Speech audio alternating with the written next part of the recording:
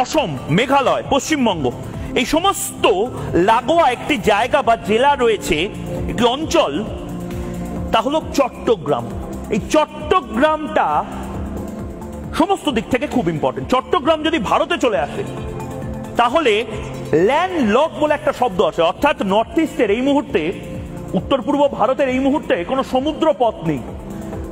অসম বা ত্রিপুরায় কোনো জিনিস ভারতের এক প্রান্ত থেকে আরেক প্রান্তে কোনো জিনিস জাহাজ করে আনতে গেলে অনেক টাকা দিতে হয়, এবং অনেক টাকা দিতে হয় তার একটাই কারণ, অনেকটা ঘুরে আসতে হয়। চট্টগ্রাম যদি ভারতের অংশ হয়ে যায় তাহলে এই যে ডিস্টেন্স, সেই ডিস্টেন্সটা একদম মিটে যাবে।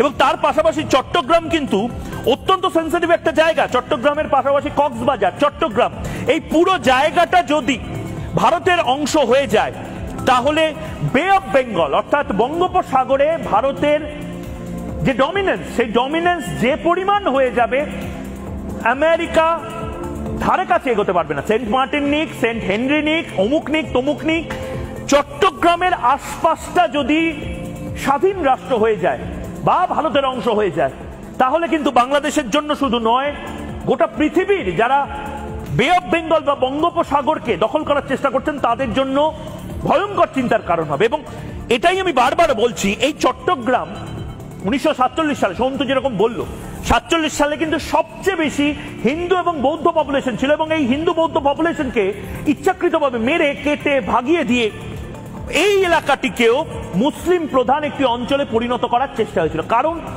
যে কোনো সময় এই চট্টগ্রাম যে আবার বিদ্রোহ ঘোষণা করবে। আমি প্লাজমাতে দেখানোর চেষ্টা করবো অপর প্লাজমা। এই চট্টগ্রাম বিখ্যাত কিসের জন্য? এই চট্টগ্রাম বিখ্যাত আপনারা নিজেরাও জানেন, মাস্টারদা সূর্য সেনের জন্য, প্রীতিলতা ওয়াদেদারের জন্য। মাস্টারদা সূর্য সেন এই মুহূর্তে যে ছবি আমরা দেখাচ্ছি, একদিকে মাস্টারদা সূর্য সেন, অন্যদিকে প্রীতিলতা ওয়াদেদার।